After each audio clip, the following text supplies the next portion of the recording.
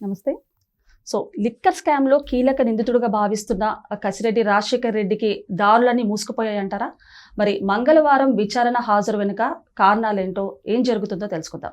మరి దీని గురించి మాట్లాడడానికి మనతో పాటు టీడీపీ స్పోక్స్ పర్సన్ సూర్య దేవరలత గారు ఇప్పుడు మనతో ఉన్నారు. నమస్తే మేడం. నమస్తే. సో మేడం, మరి లిక్కర్ స్కామ్లో కసిరెడ్డి రాజశేఖర్ రెడ్డి గారికి లిక్కర్ స్కామ్లో ఏదైతే ఉందో అవన్నీ దారులన్నీ మూసుకుపోయాయి అంటారా? ఏమంటారు దీని గురించి? కసిరెడ్డి రాజశేఖర్ రెడ్డి గారిది అయితే ఆల్రెడీ ఆయన గురించి అంత వివరించడం అయితే విజయసాయి రెడ్డి గారు చెప్పినట్టే కనపడుతుంది. సో ఎందుకంటే తండ్రి కూడా వెళ్ళటం జరిగింది. ఈడీ దగ్గరికి తండ్రిని పంపించారు ఫస్ట్ రాయబారం. ఇంకా తర్వాత అజ్ఞాతంలోకి వెళ్ళాడు. అజ్ఞాతంలో ఎన్ని రోజులు ఉంటాం. సో బెయిల్ కోసం ట్రై చేశారు, బెయిల్ రాలేదు. ఇంకోటి పక్కా ఎవిడెన్స్ కనపడుతుంది, 1000 కోట్లు మిథున్ రెడ్డి గారికి ట్రాన్స్ఫర్ అయ్యింది. సో అది ఎవిడెన్స్ కనపడుతుంది. ఇంకా మిథున్ రెడ్డి గారు కూడా విచారణకి వెళ్ళిపోయారు. సో ఆయన మీద 5,000 కోట్లు ఉంది స్కామ్ కింద. సో వీళ్ళందరూ విచారణకి వెళ్తున్నారు, వాళ్ళు చెప్పేది చెప్తున్నారు. సో ఇంకా ఎన్ని రోజులు హైడింగ్ లో ఉన్నా కూడా తప్పదు. సో బెయిల్ అయితే వచ్చే అవకాశాలు లేదు. ఇప్పుడు ఎట్లాగో బెయిల్కి ముందస్తు బెయిల్కి పిటిషన్ వేశారు కాబట్టి ఆయన 1 వీక్ మళ్ళా పెండింగ్ పడింది, వాయిదా ఇచ్చారు. సో దాని తర్వాత కూడా ఆయనకు వస్తుంది అనేది నమ్మకం లేదు. ఎందుకంటే ఇప్పుడు స్కాములు ఇరుక్కున్నాం కదా అని ముందస్తు బెయిల్కి వెళ్ళిపోతే ఇచ్చేస్తుందా? ఇవ్వటానికి లేదు, అవకాశం కూడా లేదు. అట్లా ఇస్తా ఉంటే ప్రతి వాళ్ళు స్కాములు చేస్తుంటారు, బెయిల్ మీదనే తిరుగుతూ ఉంటారు, సంవత్సరాలు గడిపేస్తుంటారు. తిన్న సొమ్ముతోనే వీళ్ళు ఏదైతే స్కాములు చేసిన సొమ్మే ఖర్చు పెడుతుంటారు. సో వీళ్ళు న్యాయవాదులకు కానివ్వండి, వీళ్ళకందరికీ కూడా వాళ్ళే ఖర్చు పెడుతుంటారు. సో ఇది రొటీన్ అనేది అది కరెక్ట్ కాదు. సో అరెస్ట్ అవుతారు, ఆయన చేసిన స్కాముల మూలాన ఎట్లాగైనా మనం అరెస్ట్ అవుతాం. సో దీని మూలాన ఎన్ని రోజులు హైడింగ్ లో ఉండడానికి కుదరదు. సో బయట తిరగలేరు. సో విచారణకి అయితే ఎదుర్కోవాలి, ఎప్పటికైనా ఎదుర్కోవాల్సింది. అదేదో ఇప్పుడే ఎదుర్కొంటే పోద్ది కదా అనేది ఒక ఆలోచన ఉంటుంది. సో రేపు 12 గంటలకి వస్తాను అని ఆయన పంపించడం కానివ్వండి, మెసేజ్ పంపించడం కానివ్వండి, ఇవన్నీ చూస్తుంటే ఎప్పటికైనా తప్పదు కాబట్టి ఆయన వెళ్తున్నారు. సో అది వేరే. ఇంకొకటి ఏంటంటే దీని వెనకాల ఎవరెవరు ఉన్నారు, ఏం జరిగింది అనేది అయితే బయట వస్తుంది. సో దీని వెనకాల చాలా పెద్దవాళ్ళు ఉన్నారు. సో ఈ పెద్దవాళ్ళు ఎవరెవరు ఉన్నారో అన్ని బయట వస్తాయి.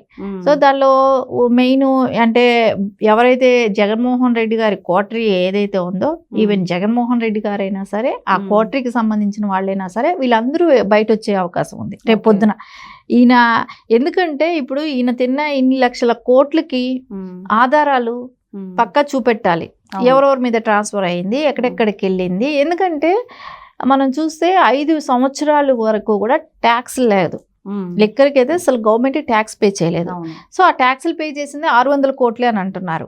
సో మీ అంటే ఒక 5 ఏళ్ళకి ఎన్ని లక్షల కోట్లు ట్యాక్స్లు పే చేసి ఉంటారు. జనరల్గా అయితే పే చేయాల్సింది ఉంటుంది, కానీ వీళ్ళు ఎక్కడా పే చేసిందే లేదు. సో 600 కోట్లకే అక్కడ కనపడుతుంది, మిగతాది ఏమైంది? సో ఇదంతా ఎవరెవరు కలిసి చేశారు? ఇప్పుడు విజయసాయి రెడ్డి గారితో ఆ సిట్టింగ్ లో అంటే వాళ్ళ ఇంట్లో 2 సార్లు సిట్టింగ్ జరిగింది. ఆ 2 సార్లు సిట్టింగ్ జరిగినప్పుడు ఎవరెవరు ఉన్నారు? దాని తర్వాత ఆ 2 సార్లు అక్కడ ఆయన ఇంట్లో జరిగింది కాబట్టి ఆయన 2 సార్లు గురించి చెప్పారు. తర్వాత ఎక్కడెక్కడ సిట్టింగ్ జరిగింది, ఎవరెవరు ఇన్వాల్వ్మెంట్ ఉంది, ఆ సిట్టింగ్ లో ఎవరెవరు కూర్చున్నారు, ఇప్పుడు మిథున్ రెడ్డి గారికి ఒక జిల్లా గురించే చెప్తున్నారు. ఇంకా మిగతా జిల్లాల్లో ఎవరెవరు ఇన్వాల్వ్మెంట్ ఉంది, ఈ నిధులన్నీ కూడా ఎక్కడికి తరలించారు, ఈ అంటే ఫైనల్ ఎండింగ్ ఎవరి దగ్గర ఉంది, అది ఆయన దేశం దాటిచ్చాడా, ఇవన్నీ కూడా చాలా ఉన్నాయి తెలియాల్సింది. సో ఇవన్నీ పక్కా ఎవిడెన్స్ తో ఆయన్ని మనకు క్లియర్ కట్ గా తెలియాలంటే ఫస్ట్ ఈయన మీద ఈయన వచ్చి ఇన్వెస్టిగేషన్ కి వెళ్లాల్సిన అవసరం ఉంది. ఈయన ఖచ్చితంగా కూడా అటెండ్ అవ్వాల్సింది. అటెండ్ కాకపోతే అరెస్ట్ చేస్తారు. సో ఆ బాధ ఎందుకు, అందుకే అరెస్ట్ అయ్యారు. మరి లిక్కర్ స్కామ్ కి సంబంధించి అంటే విజయసాయి రెడ్డి గారు కానీ లేకపోతే కసిరెడ్డి గారు కానీ పక్కన పెడితే అసలు మిథున్ రెడ్డి గారు పిక్చర్ లోనే లేరు, తర్వాత పిక్చర్ లోకి వచ్చారు. దీని గురించి ఏమంటారు మ్యామ్? మిథున్ రెడ్డి గారు కూడా యాక్చువల్లీ ఉన్నారు, గతంలోనే కూడా ఉన్నారు. అంటే ఆయన గురించి 5,000 కోట్లు అనేది ఫస్ట్ అతని గురించే బయట వచ్చింది. సో తర్వాత 1000 కోట్లు అనేది ఇప్పుడు ట్రాన్స్ఫర్ అయింది అనేది కూడా గత 2 రోజులుగా చెప్తూనే ఉన్నారు. సో ఆయన ఆల్రెడీ అటెండ్ అవ్వటం అయింది. ఆయన ఏం చెప్పాడు అనేది ఇంకా బయట పబ్లిక్ గా ఇంకా చెప్పలేదు. ఇప్పుడు విజయసాయి రెడ్డి గారు వచ్చి నాకు సంబంధం లేదు, అవును. అది కూడా చెప్తున్నాడు. రాజకసిరెడ్డి చాలా ఫ్రాడ్, మంచి వ్యక్తి కాదు అనేది ఆయనే చెప్పాడు. అండ్ కసిరెడ్డి రాజశేఖర్ రెడ్డి గారు కూడా ఒక విమర్శ చేశారు. విమర్శ అంటే దూషించారు విజయసాయి రెడ్డి గారిని. అండ్ ఇంకొకటి ఏంటంటే నిన్నటి దాకా వర్షన్ వేరే ఉన్న విజయసాయి రెడ్డి గారిది ఇవాళ నుంచి లైక్ పొలిటికల్ ఎంట్రీ ఇవ్వబోతున్నారు, మళ్ళీ బీజేపీలోకి లైన్ క్లియర్ అవుతుందా, దీనికి అన్నిటికీ రంగం సిద్ధం అవుతుందా అనే టాక్ కూడా కొత్తగా మనకి వినిపిస్తుంది.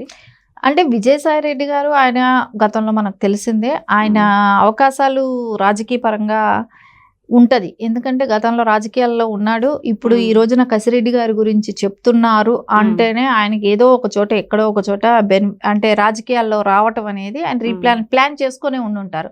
చేసుకోబట్టే ఈ రోజున బయట బహిరంగంగా వచ్చి ఆయన చెప్పటం కూడా, ప్రెస్ మీట్లలో చెప్పటం కూడా జరిగింది. ఆయన ప్రెస్ మీట్లో కూడా ఆయన కూడా చెప్పారు. ఎందుకంటే తిప్పి రావచ్చే, రాజకీయాల్లోకి వచ్చే అవకాశాలు ఉన్నాయన్నట్టు కూడా హింట్ ఇచ్చారు కూడా.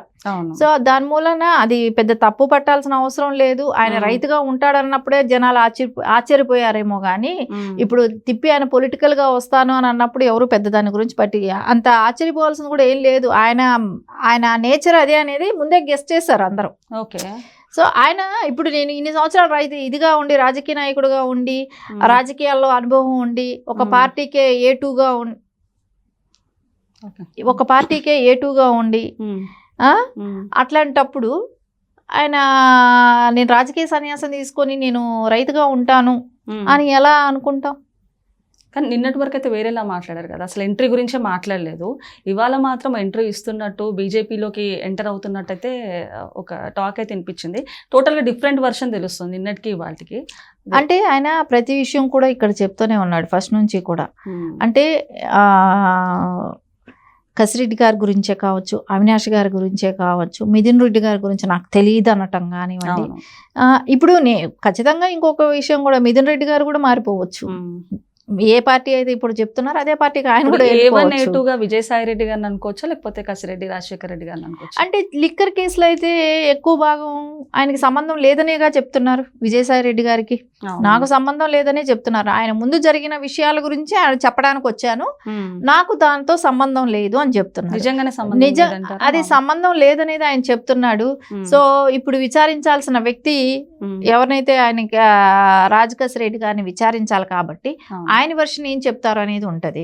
సో అది కూడా కాకుండా విజయసాయి రెడ్డి గారు ఇంకో మాట అన్నారు, ఆయన రాజకీయాల్లోకి తీసుకొచ్చింది నేనే అతన్ని పరిచయం చేశాను, సో ఆయన మంచి వ్యక్తి కాదు అని చెప్పి ఆయన బహిర్గతంగా ఓపెన్ గా చెప్పారు కూడా విజయసాయి రెడ్డి గారు. అంటే కసిరెడ్డి గారి గురించి చెప్పారు. చెప్పినప్పుడు ఇప్పుడు వాళ్ళిద్దరిలో డిఫరెంట్ ఒపీనియన్స్ అయితే ఉన్నాయి. కాకపోతే దీనిలో మెయిన్ కర్త క్రియ అన్నప్పుడు ఎవరంటే కసిరెడ్డి గారు అనేది అందరికీ తెలిసిన విషయం. సో ఖచ్చితంగా ఆయనే ఇన్వాల్వ్ అవ్వాలి, ఆయన్నే ఇన్వాల్వ్ చేస్తారు. ఆయన త్రూనే ఇంకా కొన్ని విషయాలు తెలియాల్సింది కూడా ఉన్నాయి. నమస్తే. నమస్తే.